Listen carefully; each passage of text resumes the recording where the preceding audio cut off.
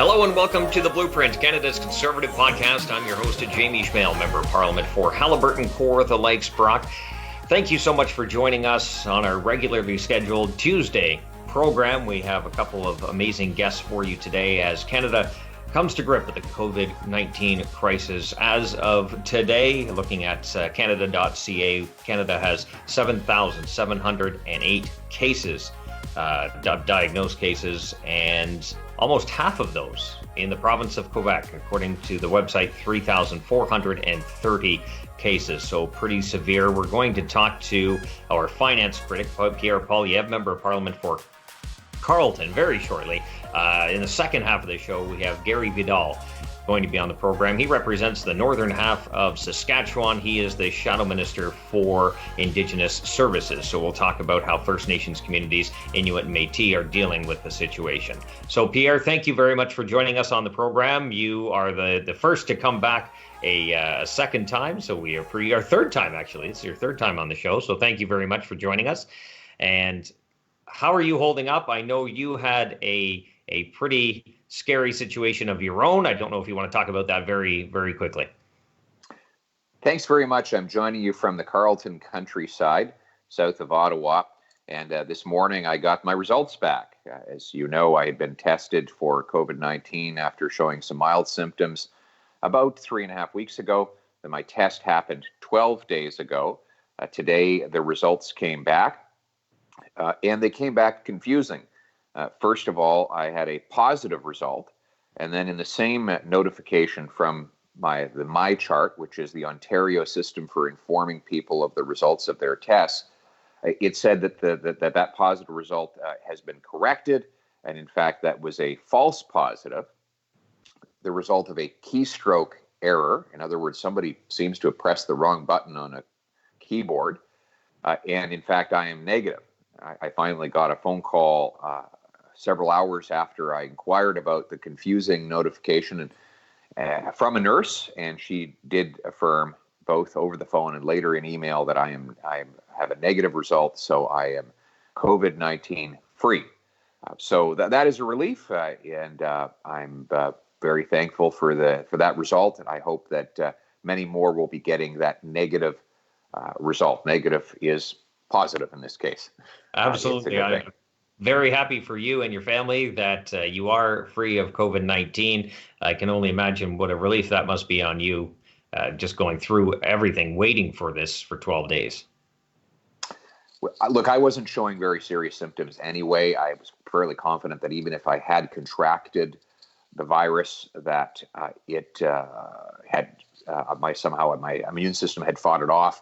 So I don't want to give the impression that I was quivering and in peril, waiting for the news. I was quite confident that one way or the other I'd get a clean bill of health. But it's good to make it official. Absolutely. So let's talk about the financial reality of Canada that we're dealing with right now. The government of Canada announced a pretty significant bailout package to help as many sectors of our economy as possible. And it's got a bit of a price tag on it. We're going to dig into the pockets a bit. And I think one of the things, maybe for my end, what I'm thinking about is, wouldn't it have been nice if the government had balanced the budget as they said they were going to? Wouldn't that be nice to have that extra wiggle room as we try to navigate our way through this? Well, in the House of Commons, I've compared it to Aesop's fable of the grasshopper and the ants. If you've ever read that fable, when the sun was shining, the grasshopper danced and sang and played and did no work whatsoever to store away for the storm. And meanwhile, the ants gathered up the grains. They used the sunny weather to prepare their supplies, to stock their supplies. And the grasshopper would come by and laugh at the ants and make fun of them, because all they were doing is storing away for the winter. And then the winter came, and the grasshopper was starving. So then he went and knocked on the door of the ants and said, "Would you happen to have any grains?" And they said, "Didn't you store any up when the sun was shining?" And he said, "No, I was singing during the summer months." And then the ants said back to him, "Well, I guess you can dance during the winter months because we have grain stored away. We did the responsible thing, and now we're prepared. Well, Justin Trudeau is a lot like the grasshopper. When the global economic situation was shining sun upon him, he used that time to spend and sing and dance and enjoy himself. And as a result, we had enormous deficits before this crisis even started. We were running a $27 billion deficit this year before a single case of COVID-19, and we had more than $70 billion of additional debt added under the Trudeau government since it took office, again, before a single case of COVID-19. So we go into this crisis much like the grasshopper, without any grain stored away, and that will make it much more difficult to get out of. We'll of course be borrowing money at record levels. This fiscal year, I suspect the deficit will be over $50 billion. Next fiscal year, which starts tomorrow, I suspect the deficit will be over $100 billion. So that is a lot of money. And that's in an environment, by the way, where all the world's governments are competing with each other to borrow the same dollars from the same lender. So we could run out of money to borrow, and if that happens, then the central bank will have to start printing it. And in fact, the Canadian central bank has already begun printing money and using it to buy bonds. That's in order to put cash into the economy. In the short run, that might get us through, but in the long run, of course, when you print money, you get inflation. And inflation means higher prices for consumers and ultimately higher interest rates for everybody in the long run. So that's the danger we now face because the grasshopper stored away no grain when the sun was shining. So, as according to debtclock.ca, Canada's national debt is turning pretty fast. It's $713 billion. The average share per Canadian is almost $19,000. So that, as you mentioned, the opposition parties have given the government lots of leeway to deal with the situation because of the crisis that is unprecedented. But at the end of the day, they had already been having the fun times on the credit card. So as you mentioned, tomorrow, what else happens tomorrow, April 1st? Carbon tax day. Carbon tax day. So the government plans to raise the carbon tax by 50%, starting at 12:01 a.m. April 1st, April Fool's Day. So the price of everything from gasoline to home heating will immediately rise. Now, this is exactly the worst time to raise taxes, not just because consumers who've lost income due to the COVID-19 crisis can't afford any new taxes, but also because our businesses, our small businesses who are suffering, and our manufacturers and miners and transportation businesses can't afford to pay any more. These businesses are going to struggle to get back on their feet after the COVID-19 lockdown ends, and they will now have a higher input tax to pay. As investors look where to put their cash to work, they will say in Canada, there's a new and higher tax on mines, factories, truckers, and others. Therefore, it's a less attractive place to put your cash here in Canada. And you'll probably put it somewhere else that doesn't have such a tax. As a result, our workers who would otherwise be employed in these factories, mines, and trucks will not have jobs. Our message to the government is now is not the time for any tax increase. We need to focus on bringing our economy back to life after the lockdown ends. Anything that slows that recovery is to be avoided at all costs. And so I'll be putting out a statement in about 15, 20 minutes calling on the government to suspend the carbon tax increase. Well, let's talk about that a bit more as well on how any tax increase in this time hurts the growth of the economy when we get back on our feet. You see what's happening already. The government is starting to spend lots of money very quickly to try to prop up certain sectors of the economy, keep families from losing their homes. But at the end of the day, this still needs to be paid back, and we'll need to service the interest on the debt, which is growing substantially. And I saw the latest report that the interest on the debt will very soon, if not already, be past what the federal government gives to the provinces for healthcare transfers. So that gives you the magnitude of all of this. That's right. So we'll have to spend an increasing share of our budget on just paying interest to bankers and bondholders. Money that could go to doctors and nurses will instead go to bankers and bondholders. That's why, look, let's be clear, conservatives believe that emergency measures to put cash in the hands of newly jobless workers and shut down businesses is necessary. The concern we have is that it wasn't necessary to go deep into deficit before this crisis, and it will be. And the second concern is, what is the plan after the crisis subsides to get back to a balanced budget? I mean, it almost seems ridiculous to utter the words balanced budget at this point, because we are so far away from that goal. But look, at some point, the money will run out, and even if the government expects the central bank to just print cash, well, you will have hyperinflation in the medium term, and we know that is not that you can't run an economy when the prices are rising dramatically, because people don't know what their money's worth. So the key here is to let's stabilize the economy by putting cash in the hands of people who desperately need it. But then thereafter, we need to do two things. One, a quick tax cut and deregulation to jolt the economy back to life. And two, spending restraint that will phase out the deficit over the medium to long term. Those two steps are going to be absolutely necessary as soon as the lockdown ends. Well, isn't that, according to the left, they're obviously on the opposite end of this, but they're going to argue tooth and nail that this is why we need more government control of certain areas. This is why we need more government regulations over certain parts of the economy. So the government can backstop a lot of these industries from failing because of a crisis like this. And it's happened at certain points in history where those on the far left, the socialists, the communists, try to step in and say government is the savior in this situation. But at that point, they're taking away your freedoms, a lot of personal privileges that an individual has.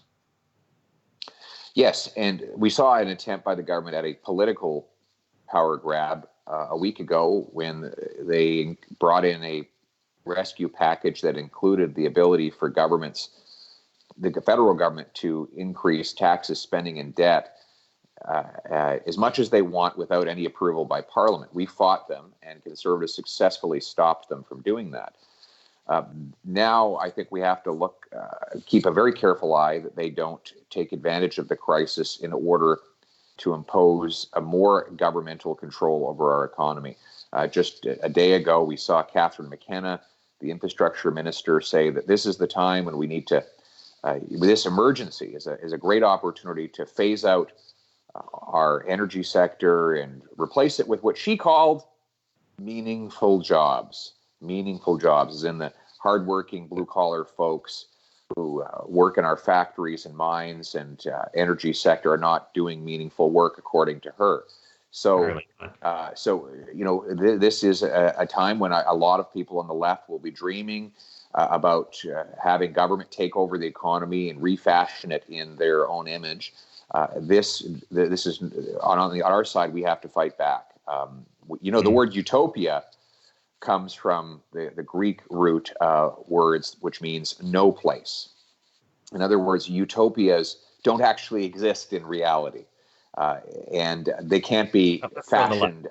They cannot be fashioned out of the iron fist of government. So we on the conservative side believe in reality, and we will fight tooth and nail any attempt by socialists to use this crisis as an opportunity to take over our economy and our country.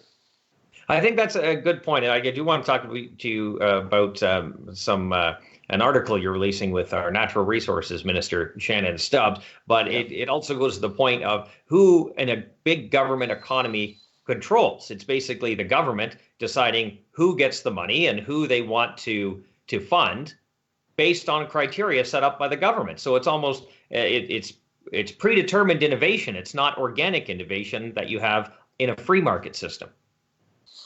Yeah, really, the debate is over a choice between force and freedom.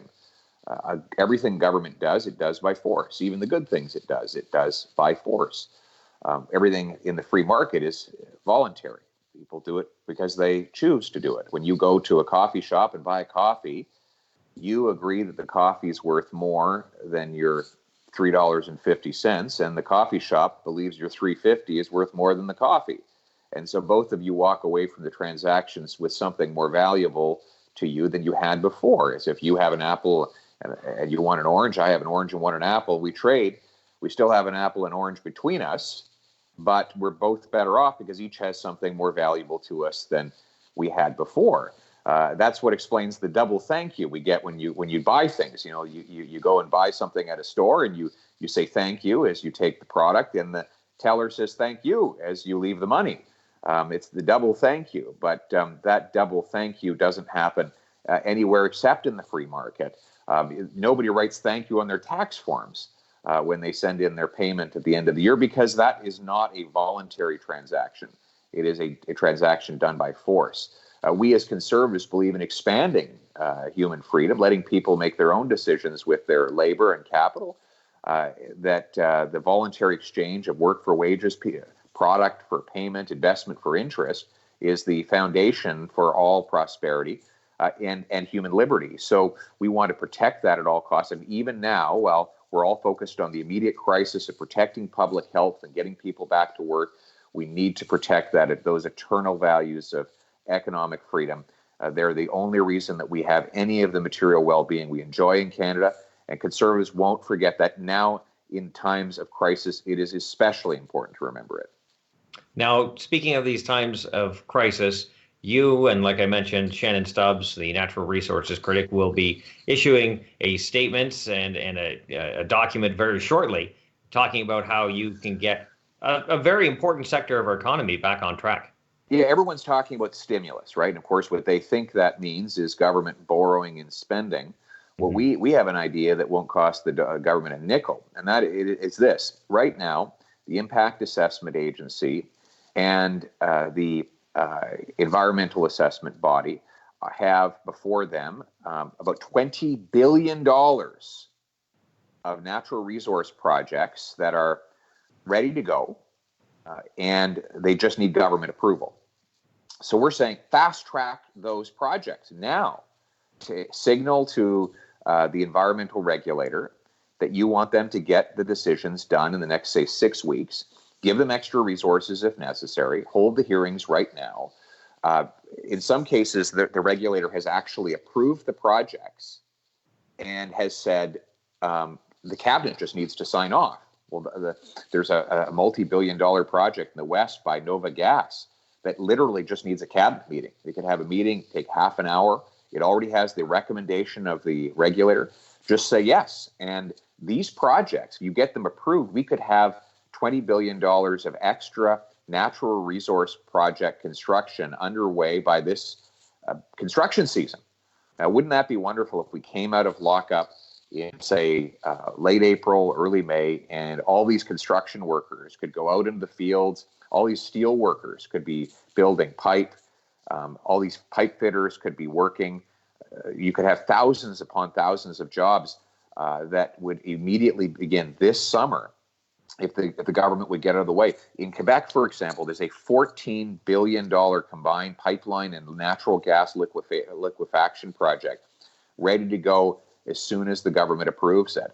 So why not get out of the way, approve these projects, and let private capital hire our workers, get our blue-collar people out into high-paying jobs immediately and without delay? Well, that's actually a very good question. You can ask the same thing about why didn't they expand the runway at the Toronto Island Airport? Yeah. Why did at least four cabinet ministers that we know of rally against the Tech Frontier project, which had regulatory approval? Yeah, exactly. And I mean, those decisions were outrageous.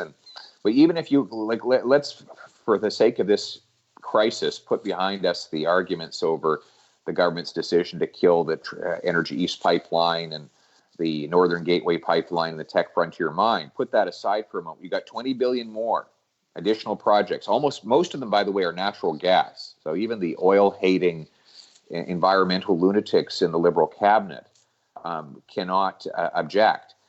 They claim that they support natural gas. So in the case of the Quebec project, the Gazoduc pipeline liquefaction project, it's going to reduce global greenhouse gas emissions by exporting clean, green Canadian natural gas to jurisdictions that will close coal fire plants and replace them with gas. So for the sake of the environment, the government should fast track approval of these projects. Get them going now. Now would be exactly the time to do a lot of the back end paperwork, administrative paperwork that is necessary.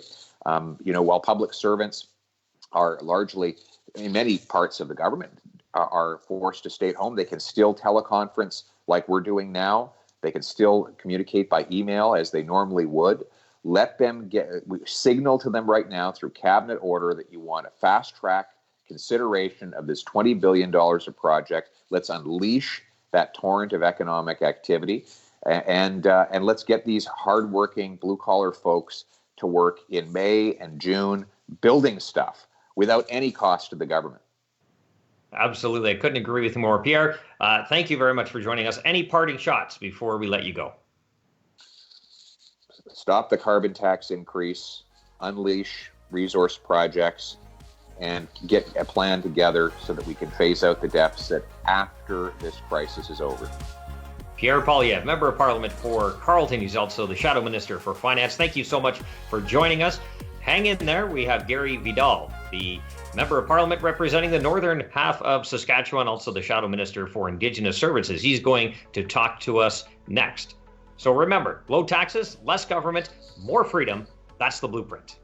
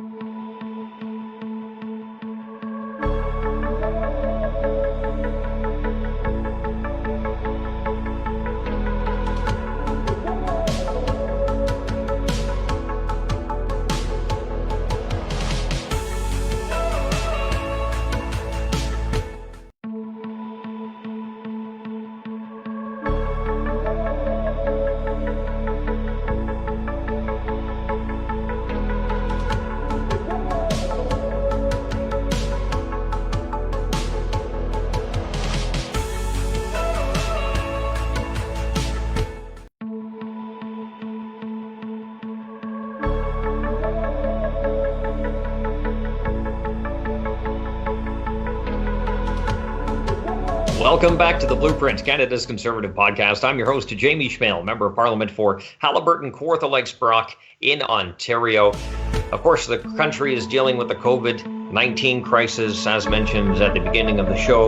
Canada, as of today, March 31st, has 7,708 cases, almost half of those in the province of Quebec, with 3,430. So we are all hoping that you watching and listening are keeping safe and that your family is social distancing, they're keeping isolated, and helping all of us, I guess, try to flatten this curve.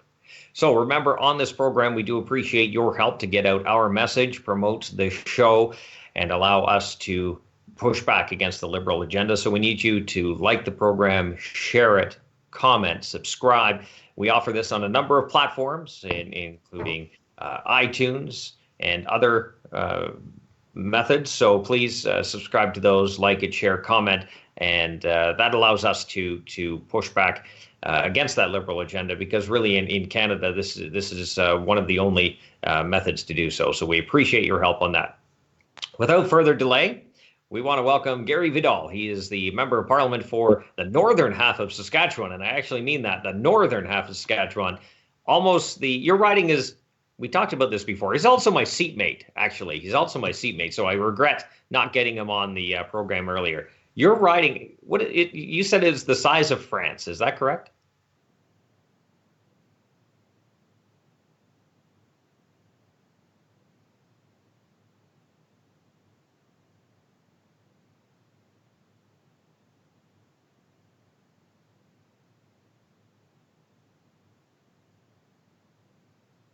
I'm not sure if we've lost Gary or not, or it's my connection that has gone. But I think it might be Gary's connection. We're going to work to get him back, and I think he's back. Gary, are you back? We're working on getting him back. Okay, so just to go over the current situation with COVID-19, because Gary is from the province of Saskatchewan. They have 176 cases of COVID-19.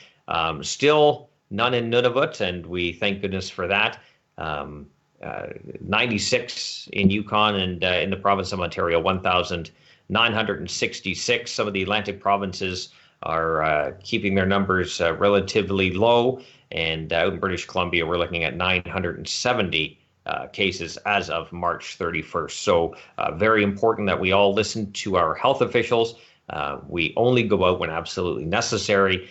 If you're coming back from travel, please self-isolate, wash your hands as much as possible. And hopefully with all of that, we will get through this sooner rather than later and get our lives back to what they were before their crisis hit. So Gary, do we have you back? I have no sound on my end, so I'm going to assume the viewers and listeners can't hear Gary as well. So just to go over a few things while we try to get Gary back up and running, the government of Canada did announce a series of bailout packages for individuals, for businesses, and details of that are being rolled out daily. They are changing as the days come along. And you'll remember last week, the government had a wage subsidy for employers that was at 10%. And, this is something that Conservatives pushed for, that it needed to be a lot higher. Some countries have upwards of 95% wage subsidy. So that was something we were pushing for. We're thankful that the government did increase that to 75%, and that will allow employers to keep that connection with their employees for as long as possible, and keep those essential services going so that our supply chains remain strong. So Gary, do we have you back? I'm here if you can hear me, Jamie. I can hear you just fine. I will assume that means our listeners and viewers can hear you. Sorry it took so long. It must be the internet up in your area. You know what I think happened is somebody tried to Skype me on another call, and I think it just cut off my connection. My apologies. Oh, no worries at all. No worries. Before you unfortunately did get disconnected, we were talking about you are my seatmate. So and your riding is what, the size of France? Is that what we had talked about before? Yeah, my riding is actually a little bit bigger than Italy, a little bit smaller than Germany, and we have about 70,000 people, where Germany has about 80 million in about 10,000 more square kilometers. So yeah, that gives you some kind of relative comparison. So you are the Shadow Minister for Indigenous Services, and you are keeping very up to date on what is going on, because many of these First Nations, Inuit, Métis communities, they're dealing with problems that have been going on for generations, talking about lack of water quality, housing, and the list goes on. So how are you keeping up to date and advocating for First Nations, Indigenous, and Métis communities, Inuit and Métis communities through all of this? We started, when this all first started, 2-3 weeks ago now, the first thing we did is start reaching out to the individual communities in our riding and talking to the individual chiefs and the leaders of the ridings, or of the First Nations.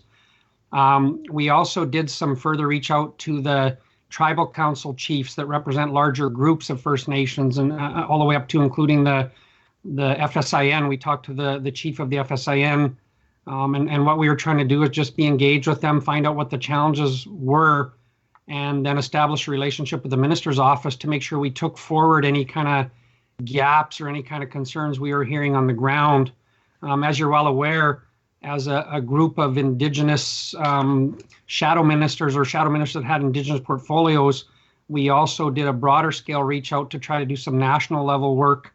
And for me personally, that included some engagement with the National Association of Friendship Centers, which serves a variety or a large portion of the urban Indigenous peoples. So, what we've been trying to do is just engage people as best we can, find out what the issues are on the ground, so to speak, and take those issues forward to make sure we serve those people the best we can. Now, in a lot of these communities that are isolated, that have trouble, maybe sometimes they have to fly food in, when we're talking about the really remote communities. Is the government mentioning how they're going to service these communities should, hopefully this doesn't happen, but should a case of COVID-19 appear on these communities?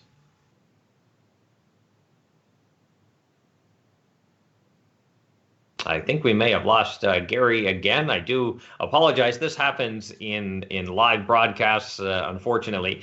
I just want to go quickly back to the COVID-19 situation while we try to get Gary back online. As I said before, it's so important that we listen to our health officials going forward.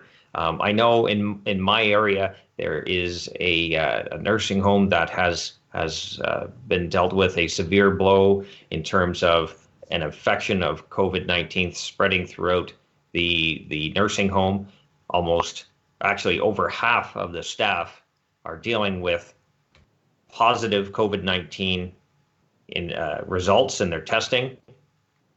So far, 3 more deaths at that nursing home in Bobcaygeon, Ontario have been reported. Many of you maybe have seen that in the news. It's made national news. Unfortunately, it's an amazing town of about 2,000 people. This is really hurting them beyond belief.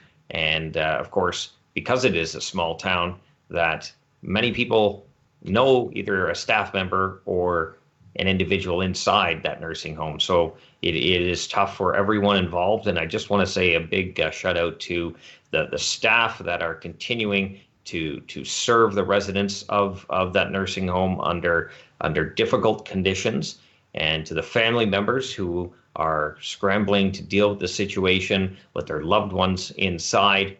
I can't even imagine what they are going through. So I just want to publicly say that I am very impressed and proud of how the community is stepping up to deal with this unfortunate situation, and I hope no other community has to go through this, because it is truly devastating on everyone involved. So as we try to get Gary back on for the last little bit of the blueprint, if we can't get him on, we will try to get him on next week.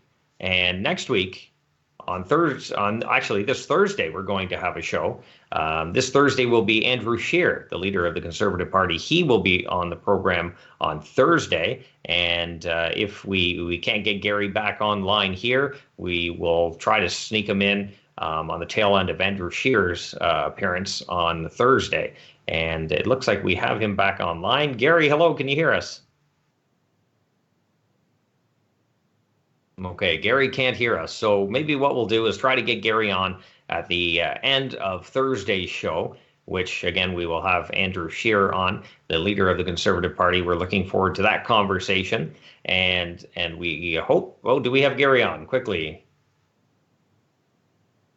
Gary, no sound. Okay, so sorry about that. This does happen on live shows like this. But again, we'll try to get him on Thursday and see if he can talk about the situation on our Indigenous communities dealing with the COVID-19 crisis. So remember, please like our program, share it, subscribe, comment, help us get our message out so that we can fight back together against the ever-moving Liberal agenda.